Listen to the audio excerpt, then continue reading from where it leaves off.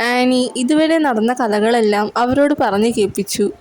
ഇത് കേട്ട അവർ, നിങ്ങൾ ഭാഗ്യം കൊണ്ടാണ് രക്ഷപ്പെട്ടതെന്നും ഇന്നേ വരെ അവിടെ ചെന്നവരാരും തന്നെ അവിടുന്ന് തിരിച്ച് ജീവനോടെ വന്നിട്ടില്ല എന്നും പറഞ്ഞു.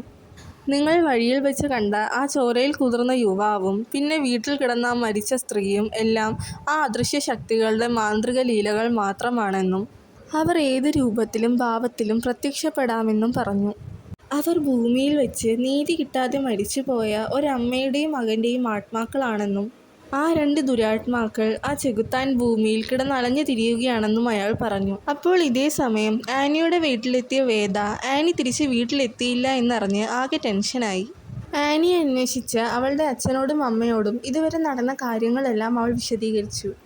തൻ്റെ മകൾക്ക് എന്തോ ആപത്ത് സംഭവിച്ചിട്ടുണ്ടല്ലോ എന്ന് മനസ്സിലാക്കിയ ആനിയുടെ പപ്പയും അമ്മയും അവളെ തിരക്കി കാറിൽ പുറപ്പെട്ടു. അപ്പോൾ ഇതേ സമയം ആനിയുമായി പുറപ്പെട്ട ആ വണ്ടി എങ്ങും നിർത്താതെ പായുകയായിരുന്നു.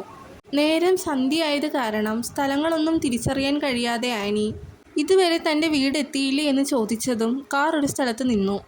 അവർ കാറ് നിർത്തി വീടെത്തിയെന്നും പറഞ്ഞ് അവളെ കാറിൽ നിന്ന് വലിച്ചിറക്കിയപ്പോഴാണ് അവൾ രാവിലെ കണ്ട ചെകുത്താൻ വീട് തന്നെയാണ് ഇതെന്ന സത്യം അവൾ തിരിച്ചറിയുന്നത്.